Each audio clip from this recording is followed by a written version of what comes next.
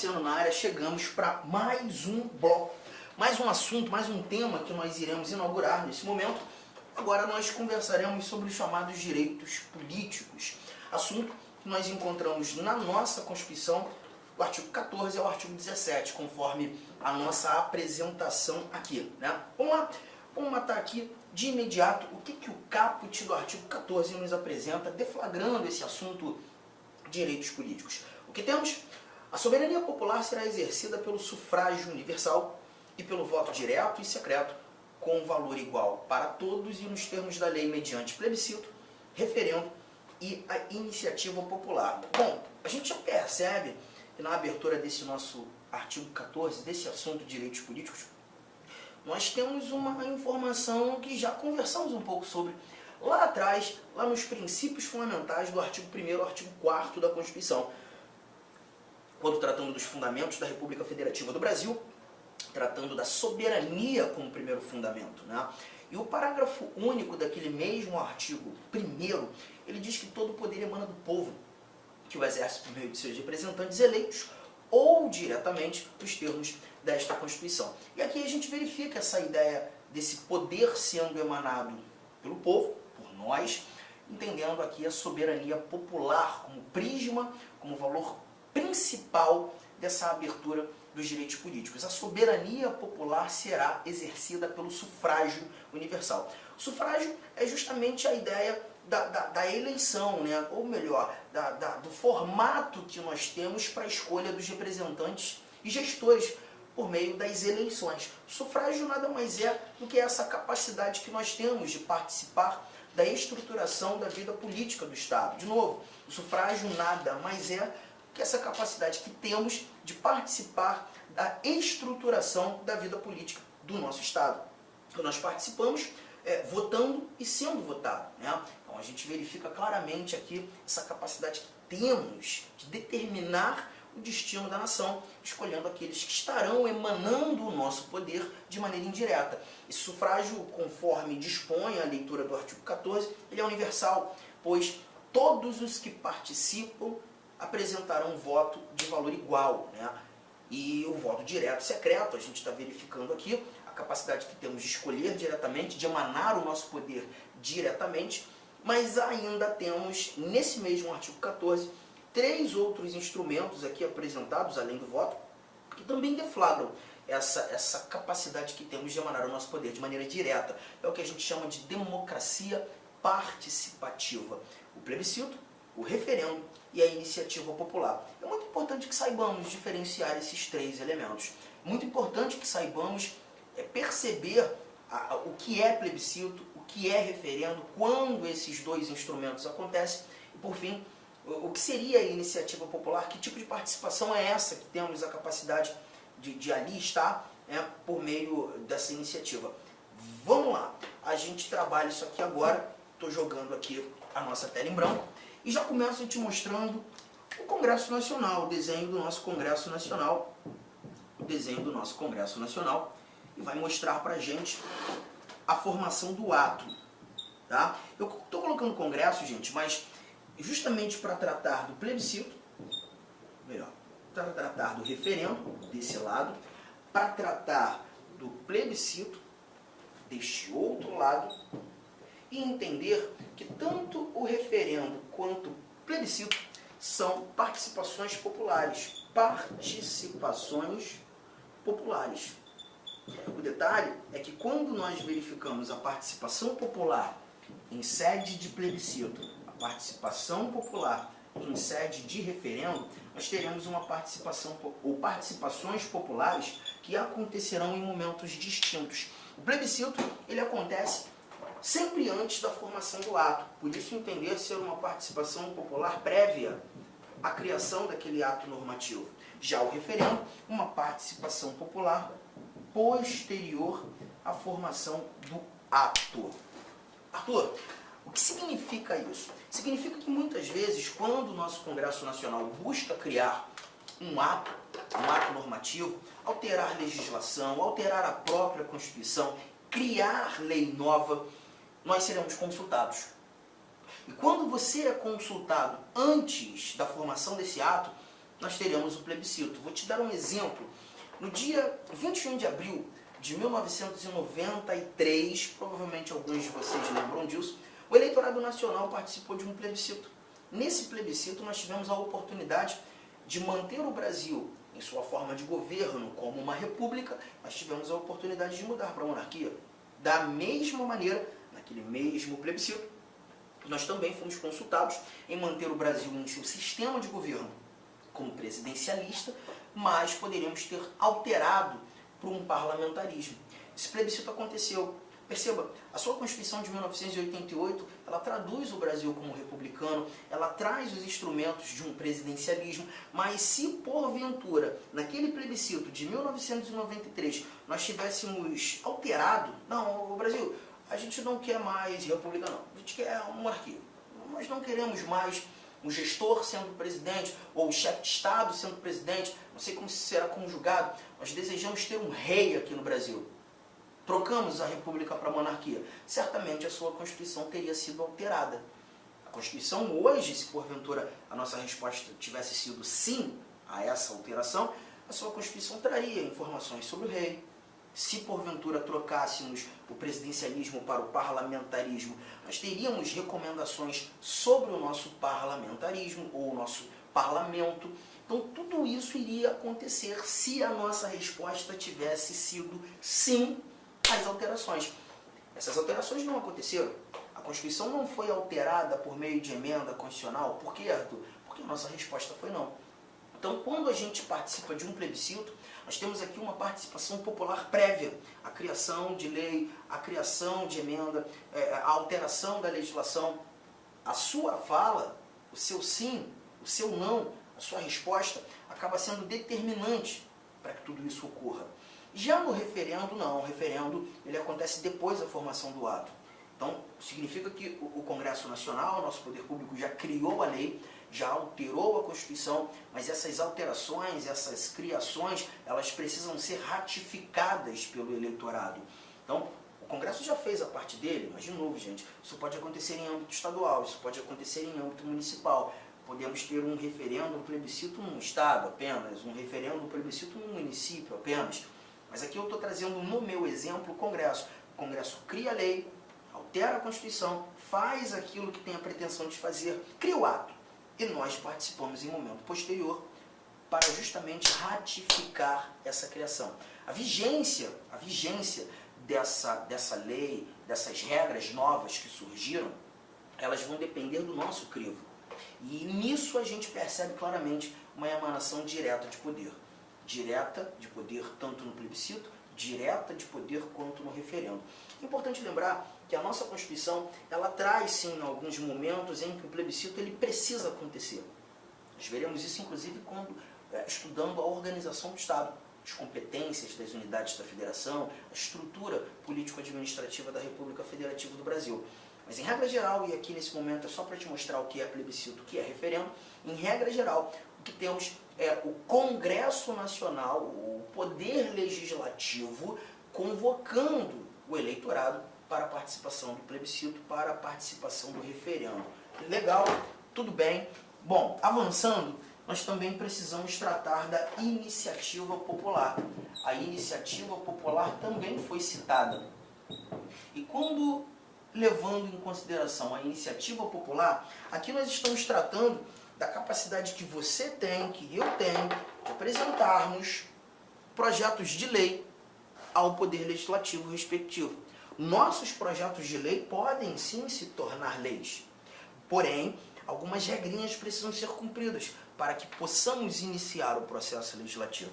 Não se confunda, a iniciativa popular nada tem a ver com a ação popular. A iniciativa popular é a apresentação de projeto de lei. A ação popular é uma ação judicial, remédio constitucional, que faz controle da administração pública. Bom, vamos lá falar um pouco sobre essa iniciativa popular. Eu vou trazer alguns detalhes importantes que você precisa saber. Se a tua pretensão é apresentar um projeto de lei ao Congresso Nacional, esfera federal, as regras dessa iniciativa popular são apresentadas para a gente no artigo 61, parágrafo 2º da Constituição. E mais, A apresentação ela deve ocorrer na Câmara dos Deputados, porque você sabe muito bem que o nosso Congresso Nacional ele é composto de Câmara e Senado, mas você tem o endereço certo. Você conduz o seu projeto, protocoliza o seu projeto no Congresso, na Câmara dos Deputados. Câmara. Mas você só vai poder fazer isso depois de ter certeza que você reuniu 1% de assinaturas, 1% de assinaturas do eleitorado nacional. Se hoje giramos em torno de 150 milhões de eleitores, você já percebeu então que essa regra vai te exigir reunir, subscrever seu projeto com pelo menos 1,5 milhão de assinaturas. É coisa pra caramba. Se fosse só isso já seria difícil. Mas não é só isso não. Você vai ter que distribuir esse quantitativo de assinaturas por pelo menos 5 estados.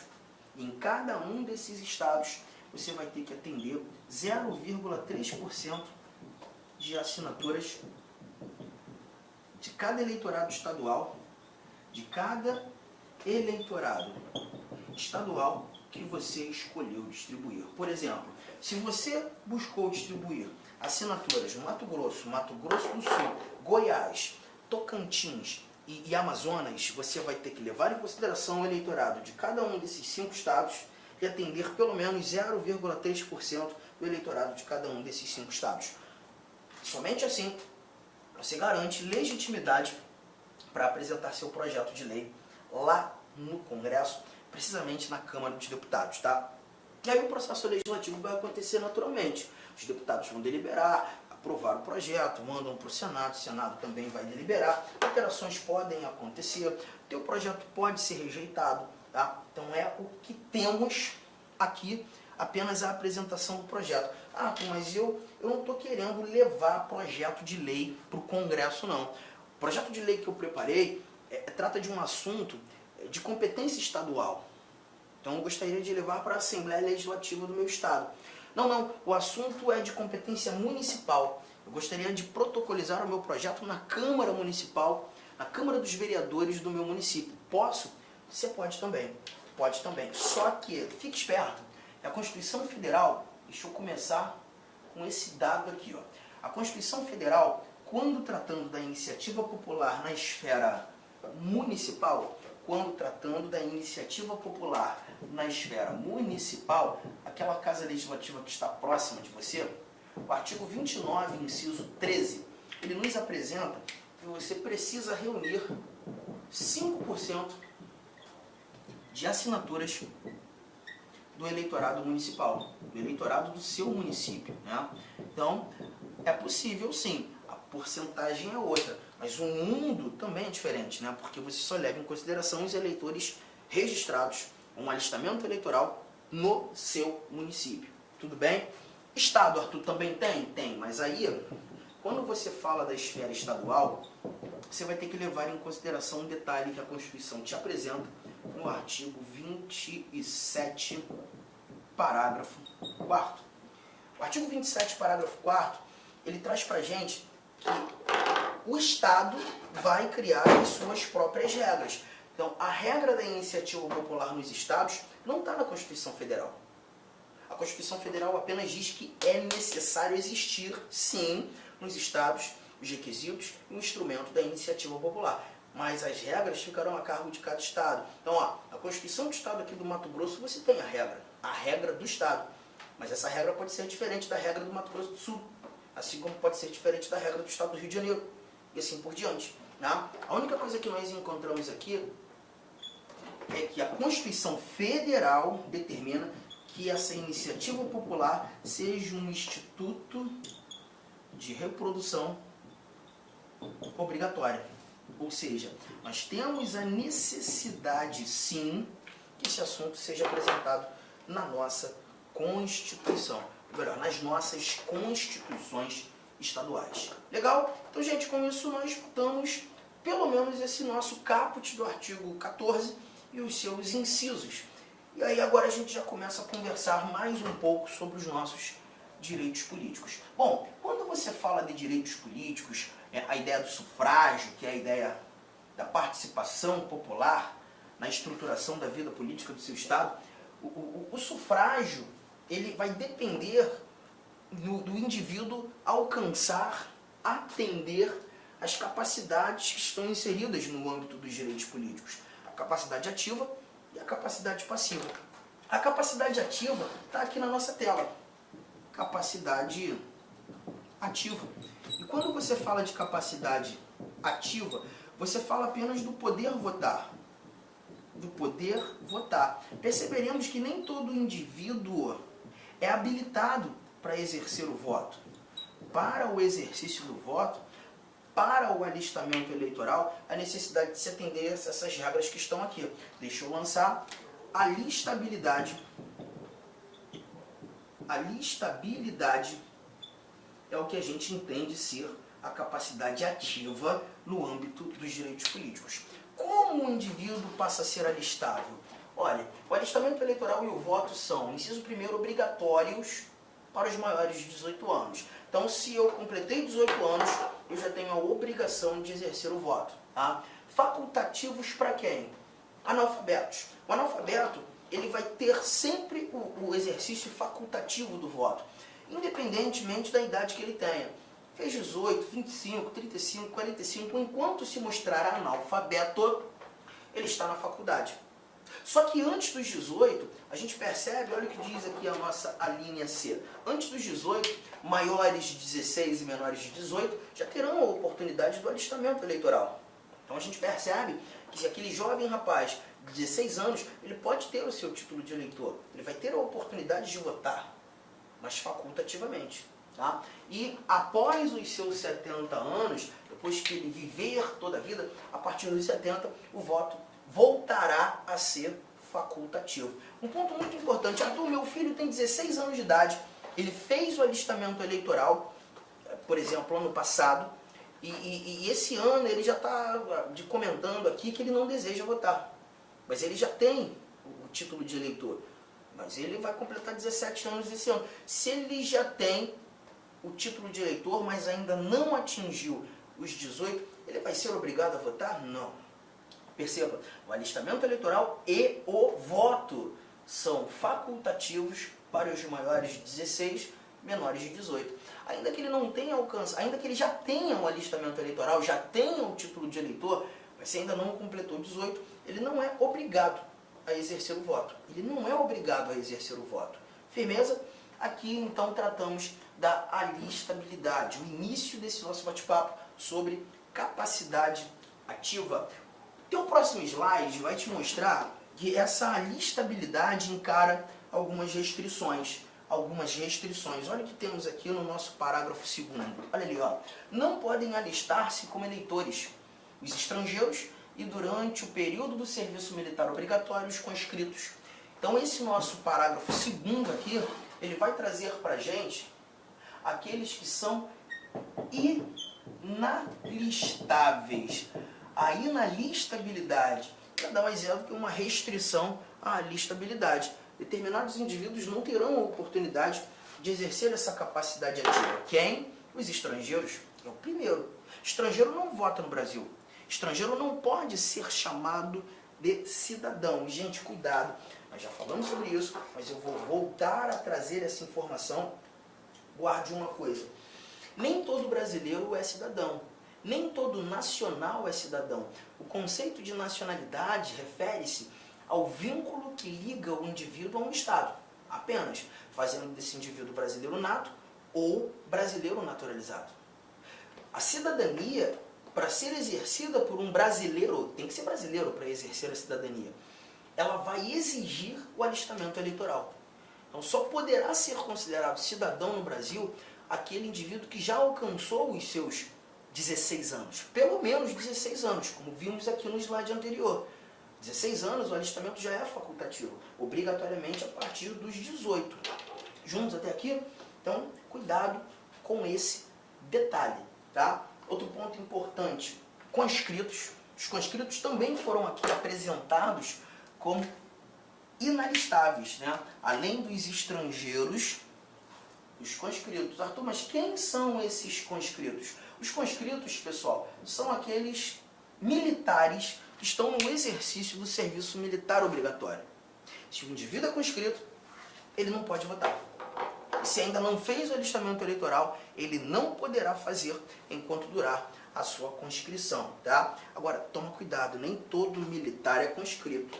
Nem todo militar é conscrito. De novo, os conscritos são aqueles que estão no serviço militar obrigatório. Em sala de aula, muitas vezes me perguntam, Arthur, essa conscrição ela dura quanto tempo? A minha resposta é, a conscrição ela vai durar o tempo da obrigatoriedade. A partir do momento que o serviço militar deixa de ser obrigatório, ele deixa de ser considerado conscrito e já terá a oportunidade de exercer o voto, tá? Então, nem todo militar é conscrito. Aqui essa restrição atinge apenas os conscritos. E sabe por que eu estou dando muita ênfase a esse assunto? Porque eu já vou fazer um link aqui. Um link bem importante. Olha o que nós temos no parágrafo 8º do 2º. Você vai dar um pulo comigo lá no parágrafo 8º. O parágrafo 8º, ele traz pra gente informações sobre militares. Ele diz assim, ó, o militar alistável é elegível, atendidas as seguintes condições. A primeira delas, se esse militar contar menos de 10 anos de serviço, ele deverá afastar-se da atividade. Se contar menos de 10 anos. Então sabe aquele teu amigo que é cabo da aeronáutica, ele tem 8 anos de serviço, 8 anos de carreira militar, mas quer porque quer ser prefeito lá do município que vocês moram, né? É importante que você fale para ele, ô, meu amigo, ó, se eu fosse você, eu examinaria lá o artigo 14, parágrafo 8º da Constituição. E trata justamente de militares que estão na sua condição. Aqueles que contam com menos de 10 anos. Menos de 10 anos. E se ele conta menos de 10 anos, a Constituição determina que ele deverá afastar-se da atividade. E é muito importante lembrarmos que o afastar-se da atividade não é pedir uma licença, não. É pedir a baixa. Ele vai ter que deixar de ser militar. Que isso, Arthur? Perfeitamente. Mas aí vamos lá. Ele abre mão da carreira, deixa de ser militar, faz sua filiação partidária, concorre ao cargo eletivo, chegando lá nas eleições ele não vence. E aí? Como é que fica? E aí, como é que fica? Que ele vai ter que entrar aqui, né, em contato com a LAC Concursos e buscar uma nova preparação, uma melhor preparação, mas eu tenho absoluta certeza que se ele comprar os nossos cursos, ele vai ser aprovado muito rapidamente em outro concurso, porque no militarismo, pelo menos o cargo que exercia antes de pedir baixa, ele não volta não, pelo menos automaticamente não volta não. Fechou? Pois é um risco, né? Então não é jogo, Arthur, ele tentar cargo eletivo se ele conta com menos de 10 anos. Eu também acho que não. Seria melhor ele esperar para atender o segundo inciso aqui, ó. Se contar mais de 10 anos de serviço, ele será agregado pela autoridade superior. Então perceba, ele será agregado pela autoridade superior. Quando a gente fala do ser agregado pela autoridade superior, ser agregado pela autoridade superior, nós estamos falando agora sim de uma licença. Ele tem ali a sua licença, será agregado pela autoridade superior e se eleito, se ele for eleito, deixa eu trazer aqui, vitorioso, será ou passará automaticamente no ato da diplomação para a inatividade. Se ele for eleito, no ato da diplomação, ele se torna um militar inativo. No ato da diplomação, ele se torna um militar inativo. Arthur, isso é a reserva remunerada? Perfeitamente. Ele vai para a reserva remunerada. Tá? Agora, cuidado. Se ele encara a licença, agregado pela autoridade superior, e não é eleito, ele não deixou a ativa. Ele continua sendo um militar da ativa. Ele volta a exercer as suas atribuições. Ele não pediu baixa. Ele só deixará a ativa se ele for vitorioso. E aí, no ato da diplomação, ele será remetido à inatividade. Um ponto importante para você aqui. Gente, quando nós falamos de diplomação, nós não estamos tratando de algo simétrico à posse, tá? É importante, muitas questões misturam isso aqui. Mas muitas questões misturam isso aqui. A ideia da eleição acontecendo naquele mês de outubro. Após a eleição, nós teremos o ato da diplomação. Ele será diplomado. E em momento posterior à diplomação, ele toma posse. Nós sabemos que a posse acontece no ano seguinte ao que a eleição ocorreu.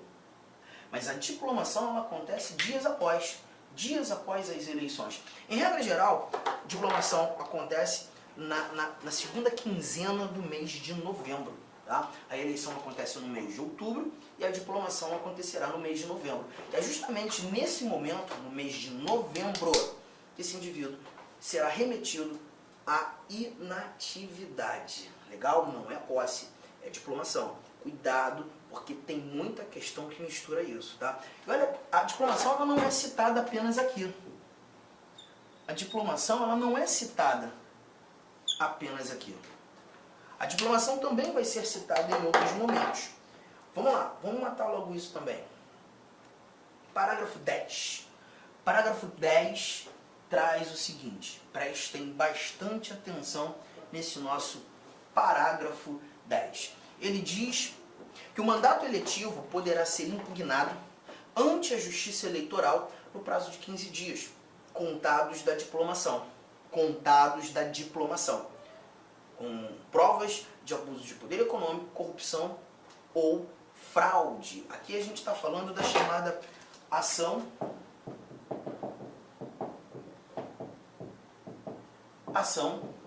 de impugnação de mandato eletivo. Ação de impugnação de mandato eletivo. Arthur, diplomação é um momento determinante. Sim, olha aqui, ó, eu havia apagado, mas eu preciso trazer novamente. Eleição, diplomação e posse. Perceba, o camarada foi eleito, dias depois ele será diplomado, mas a partir dessa diplomação, contaremos um prazo de 15 dias, onde a Justiça Eleitoral poderá ser provocada uma tal da ação de impugnação de mandato eletivo. E aí o autor dessa ação, ele vai precisar mostrar ao judiciário, à Justiça Eleitoral, que aquele vitorioso agiu com abuso de poder econômico, corrupção, fraude. E é isso que vai determinar efetivamente que ele perca o seu cargo, o seu mandato seja impugnado, né? Então cuidado que aqui a gente tem essa informação. Legal? Agora, o parágrafo 11, eu queria que você guardasse já isso aqui, tá? Já guarda isso aqui. E o parágrafo 11, ele traz pra gente o seguinte, ó, a ação de impugnação de mandato eletivo tramitará em segredo de justiça, respondendo o autor na forma da lei, se temerária ou de manifesta má-fé. Então a gente já sabe, os 15 dias, Justiça Eleitoral, essa ação precisa carregar provas de abuso de poder econômico,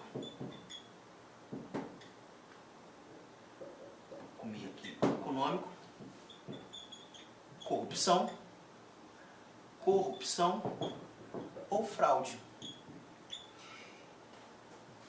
E aí, a gente toma conhecimento que toda ação de impugnação de mandato, ela tramita em segredo de justiça. Em segredo de justiça, né? Por quê, Arthur? Tramita em segredo de justiça justamente para proteger o político bom, né? Quem é que pode ajuizar essa ação? Candidatos, partidos políticos, coligações, o Ministério Público. Então, vamos imaginar que você tenha vencido as eleições, tá? Eu sou o seu arquirrival, o seu antagonista. Perdi para você.